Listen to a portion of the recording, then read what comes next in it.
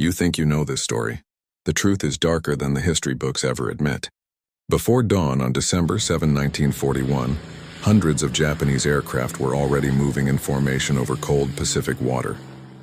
This attack was not reckless rage. It was planned with ruthless precision and quiet discipline. The idea belonged to Admiral Isoroku Yamamoto.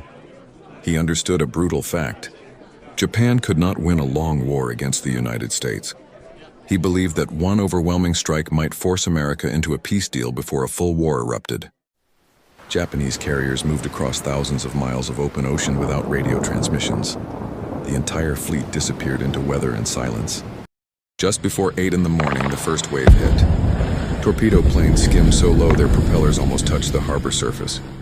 Dive bombers fell from clouds like metal arrows. Survivors said the sound was like the sky breaking apart. The battleship Arizona suffered a direct hit that ignited the forward magazine. The explosion lifted the ship into the air and split steel like paper. More than 1,000 sailors died in seconds. Battleship Row turned into fire and chaos.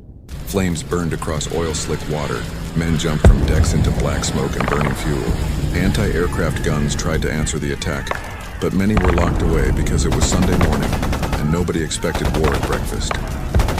Some sailors grabbed rifles and fired from piers and rooftops, hitting planes that roared overhead. A second wave came soon after. Japanese pilots targeted airfields to destroy American aircraft before they could take off. Hickam Field, Wheeler Field, and Ford Island all went up in fire and debris. Hangars burned. Runways shattered. Pilots died before reaching their planes. Some aircraft were destroyed in long, neat rows because they had been moved close together the previous day for easier guard duty. By the time the attack was over, more than 20 American ships were sunk or damaged beyond easy repair. Over 2,400 Americans were dead. The harbor looked like a nightmare. Black towers of smoke and twisted metal everywhere. Bodies carried by current and flame. Rescue boats moving between floating wreckage while explosions still sounded in the distance. Japan believed this single strike would break American spirit. They expected shock and surrender. They misread the United States in the worst possible way. The attack united millions of people in one moment of resolve. The next day, America declared war and changed the direction of the entire conflict.